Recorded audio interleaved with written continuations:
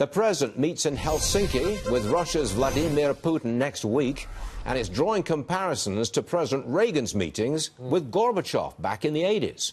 Joining us now, the author of the book, The Brink, President Reagan and the Nuclear War Scare of 1983. Marc Ambinder is with us. All right, Mark, the president's critics say he's being nasty to our allies and nice to Putin.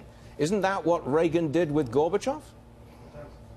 To a point, Stuart, to a point. And there are absolute similarities between President Reagan and President Trump. Certainly, President Reagan was not afraid to upset the apple cart when it came to NATO. In fact, the U.S. at one point imposed unilateral sanctions against companies that were doing business with the then Soviet Union over an oil pipeline, if you remember, after the Polish martial law crisis.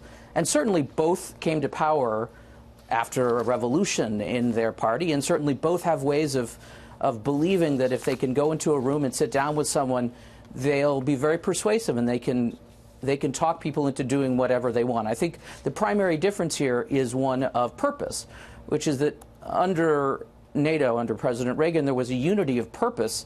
And here I would venture to say, and we've seen this earlier with some of the footage this morning, NATO allies really have no idea what President Trump wants out of Putin. So they are looking for that.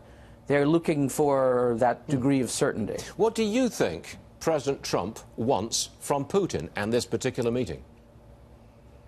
It's a very good question because he has kept his cards close to the chest. I think he wants to develop the type of relationship with Putin that will allow him in the future to make grand deals, to renew, for example, the START Accords, perhaps even to formally end World War II and settle some of the disputes that Japan has with Russia over the Kuril Islands and other places. And I think to establish the basis for a bilateral trade relationship. I think President Trump believes that if he develops a friendship with Putin that goes beyond what's happened before, he might be able to reduce tensions in NATO countries as well. That may be what he's thinking. Do you agree with the following statement?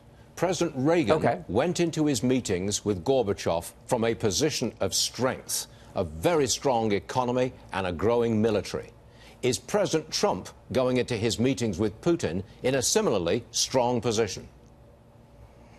I'm not one who necessarily believes that history repeats itself, and certainly that similarity is there. But I will say that one big difference, and I do think it's important to point out, which is that Reagan had read and studied a lot about the Soviet Union, had spent years writing about it and studying it, and had a significant, by the time he actually met with a Soviet leader, as you remember, they kept dying on him, by the time he was ready to meet with a Soviet leader, he understood intuitively what Russia really wanted.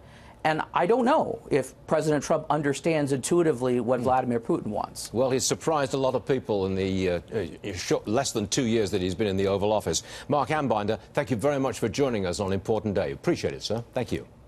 Of course.